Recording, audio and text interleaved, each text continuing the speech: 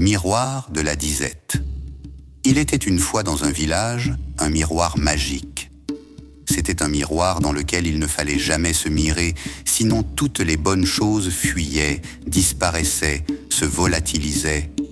Un jour, un jeune homme d'une grosse tête nommé Kwame Samba se réveilla. L'on ne sait quelle mouche l'a piqué, et se mit à se demander « Pourquoi ne pas me mirer dans le miroir ?» Il brava le sort en se mirant dans le miroir magique. Grand-père, qu'est-ce qui lui a pris ce Kwame Samba?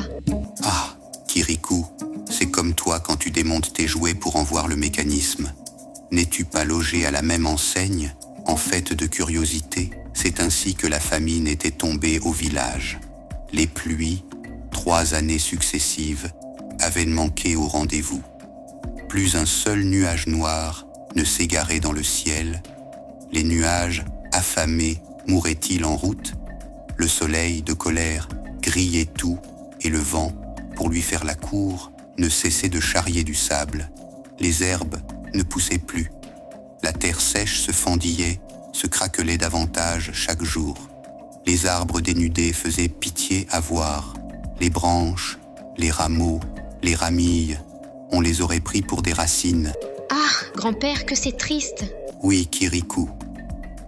C'est ce qui arrive quand on brise les interdits. D'accord, grand-père. La détresse était générale. On ne pouvait accuser tel ou tel d'en être la cause, puisque tout le monde cette fois souffrait de la famine.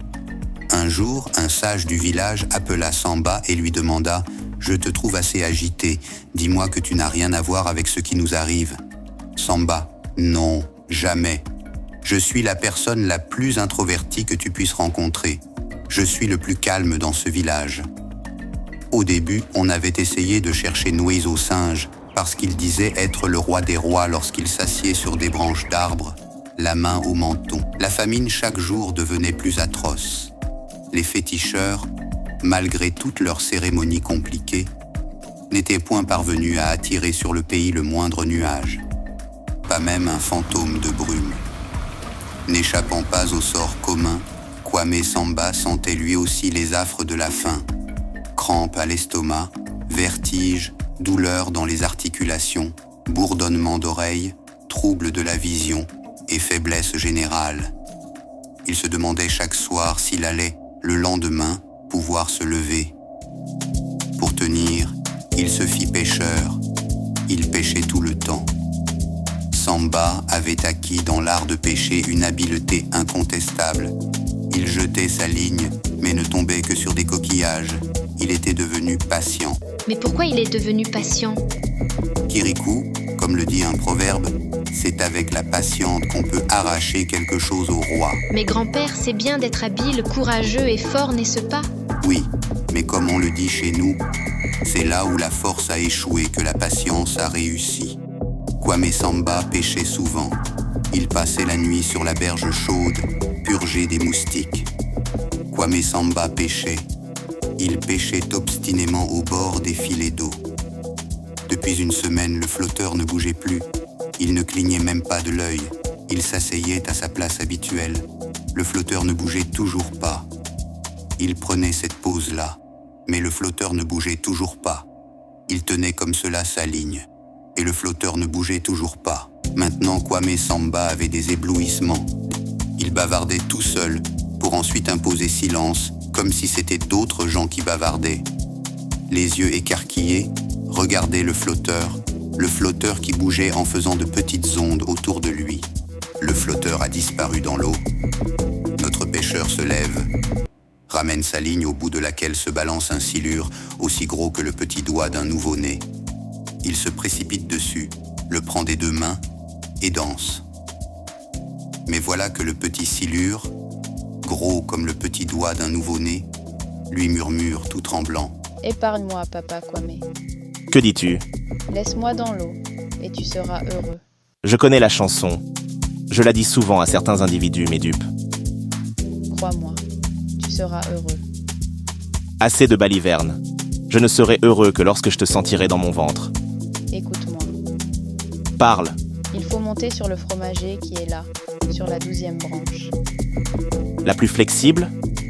Celle, la même. Laisse-toi tomber de là, et tu auras tout ce que tu désires. Tu n'es pas du tout bête, petit silure, gros comme le petit doigt d'un nouveau-né. Par exemple, c'est à moi que tu dis cela, à moi, le maître des ruses. Ce que la mort n'a pu faire, tu le veux réussir. Jamais. Monter sur le fromager, me laisser tomber, me rompre le cou sur les conseils d'un bambin comme toi. Crois-moi. La voix était si suppliante, le timbre si franc, que Kwame Samba tenta l'aventure. En 2 bonds, il fut au pied du fromager. Il y grimpa. On eût dit que des milliers de bras le poussaient, l'attiraient vers la 12e branche. Et le tronc, malgré les épines énormes, lui semblait lisse, moelleux. Le petit silure, sur la berge blanche de lumière, lui faisait signe. Et il n'était plus petit, mais gros, gros. Samba ferme les yeux et, floup, saute, mais de façon à ne pas venir la tête la première.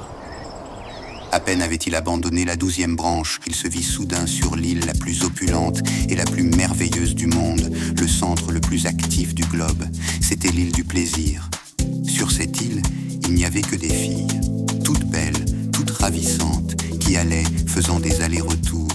Kwame Samba, étonné, murmurait « Il ne m'a pas trompé, le petit silure ». Aussitôt, toutes les filles s'approchèrent et commencèrent par l'embrasser. Elle n'avait jamais vu une créature aussi différente dans leur vie. Il fut conduit chez la reine de cette île prodigieuse. Toutes les femmes se disputaient de l'honneur de l'héberger, rompant ainsi la tranquillité qui régnait auparavant dans la ville. La reine mit fin aux querelles en déclarant « Notre invité dormira chez moi ce soir ». C'était au grand mécontentement de toute la population. Le lendemain matin, Kwame Samba s'exclama « Oh mon Dieu, j'ai passé la meilleure nuit de ma vie ». La reine cependant lui avait dit « Tu peux tout faire dans mon royaume, tout faire dans mes palais, mais ce que tu ne dois jamais faire, c'est te regarder dans le miroir qui est là-bas. » « Bien, » répondit Kwame Samba. Kwame Samba se dit « Pourquoi ne pas me mirer dans le miroir ?» Et il fit cela. Mais aussitôt il se retrouva au bord du fleuve, aux rives brûlantes, dans son village d'origine. La ligne à la main, le flotteur immobile. Et il avait faim, très faim de nouveau. Il jetait, rejetait la ligne. Le flotteur plonge. Samba ramène la ligne. À l'hameçon pend un petit silure gros comme le petit doigt d'un nouveau-né. Notre pêcheur, très heureux, délicatement le défaire. Voici mon ami le silure, comment ça va? Le silure ne dit toujours rien. Tu ne me reconnais pas? Ah, oui, c'est cela. Tu aimes faire le bien en cachette. Je vais quand même te prouver ma reconnaissance. Mais c'est moi, Kwame Samba, ton ami de l'autre jour. Tu ne te souviens plus de notre dernière rencontre? Le silure ne dit rien. Je t'avais sorti du fleuve et tu me disais... Comment disais-tu? Ah, oui. Épargne-moi. Crois-moi. Tu auras le bonheur. Veux-tu que je te remette dans l'eau? Me recommandes-tu de remonter sur la 12e branche du fromager?